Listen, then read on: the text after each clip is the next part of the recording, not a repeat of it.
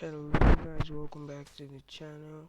Today's video is going to be a lot different than all of the videos I've done in the past, because in today's video I'm going to start a tutorial series on how you can build your own game using Stencyl. Like, I've been doing reviews on other games, so I decided to make a tutorial series on how you can build your own personal game in Stencyl. Firstly, before you can use Stencyl, you have to download it from the Stencyl website. Link will be in the description below. Then if you open, then install the Stencyl program, do what is necessary, then open the Stencyl program, and it's going to bring you this basic background. So you're going to add a new game.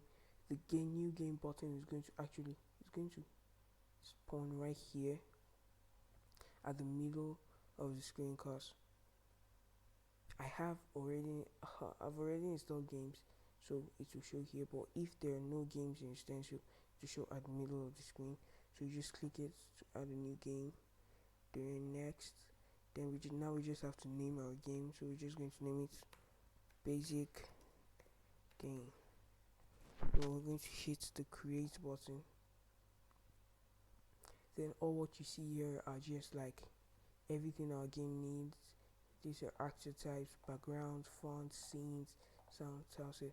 An actor type is basically a character you use in your game, the main character you use to move and do all other stuffs in your game. Then the background is the game's background. A font is like the fonts your text uses in your game. Then scenes are just like levels or what your player can see. All those kind of stuffs he can see, like what your player can see. Then sounds, these are like the sounds your game make. Then your tileset, a tileset is basically like a floor which your player can stay on, he can like walk on and all that stuff. So firstly we're going to add an actor type. So firstly we're going to add an actor type. So we're just going to name him, maybe I'm just going to name him hero. Then we're going to create name. This is what you see next. You're just going to see this. Then we just have to click here to add an animation. Then after we click here to add a frame, then we're going to set the scale to 3. The scale is just like how big or small the character gets or become. Then we're going to choose a character. So I've created a character asset pack. I just got them from different asset packs and added it into one. The link will be in the description below. Go get it, download it, and this is what you bring. So first we're going to add an idle animation. An idle animation is like if your player is not doing anything at all, this is how it should look. So we're just going to click it and add. Then we're going to name this idle. Then we're going to add another animation. Then this animation will be for running animation. So set the scale back to 3. Choose image. The first running. This is like the first frame. Then add another frame. Set the scale to 3.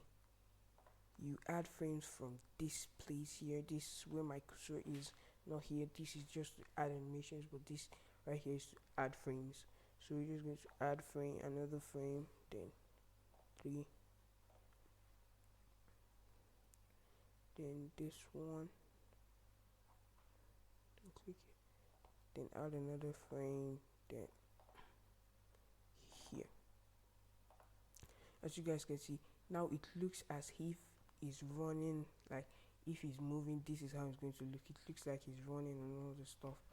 Then we're just going to name this run right. Then we're going to add another animation. Then we're going to click here and change the scale to 3. Then going to add this one. So first we're going to add this, then for running left, then choose scale tree here,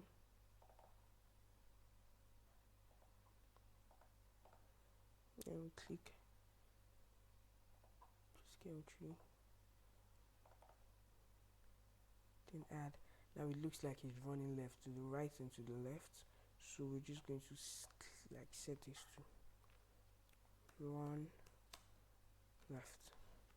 Then we're going to go back to our dashboard and then add a tile set. A tile set is, like I already explained, is the flow in which your character walks on. So we're just going to name this a tile. Then create. Then set the scale to 3. Choose. Then come down here. This is our basic tile set. So it's going to, okay, now I'm going to set the scale to 2. Choose. Then add. Then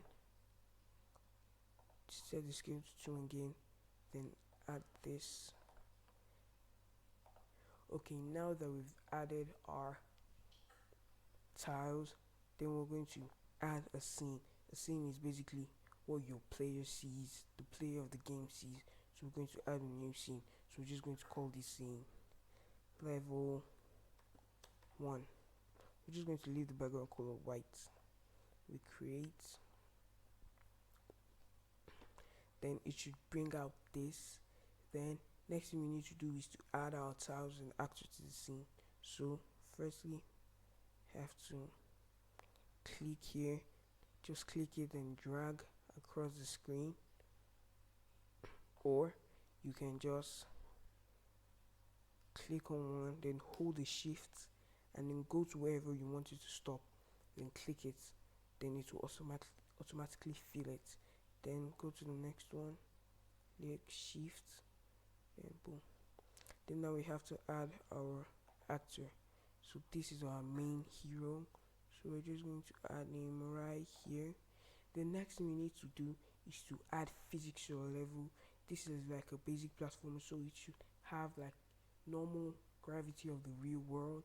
So we're just going to go to physics up here, then we're just going to add a gravity of 80, because 80 is like standard. It kind of looks real.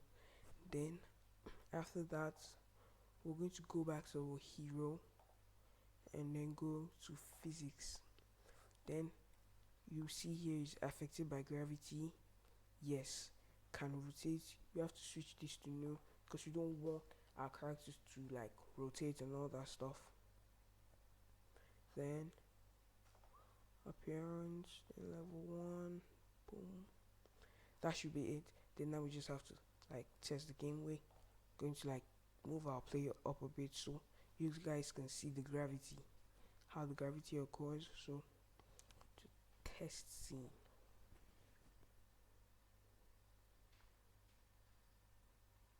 compiling.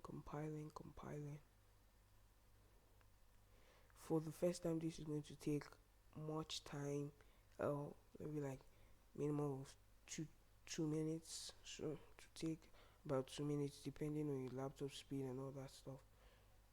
So we just have to wait. Compiling. Okay, it's done compiling.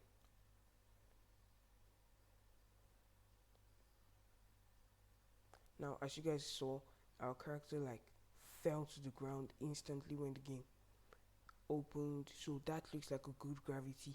But as of now, we can't do anything in our game. As you can see, I'm pressing all the keys. We can't do anything until we add like a movements code, and that will be in our next video. In our next video, we're going to add codes, movement codes to our game, because it's not really a game now. This is just a picture frame. So in our next video, we're going to be adding our move left and move right animation. See you guys in the next video. I hope you guys enjoyed today's video. If you have any problems, leave it down in the comments down below. I'll definitely attend to your problems. Thank you guys for watching. Bye.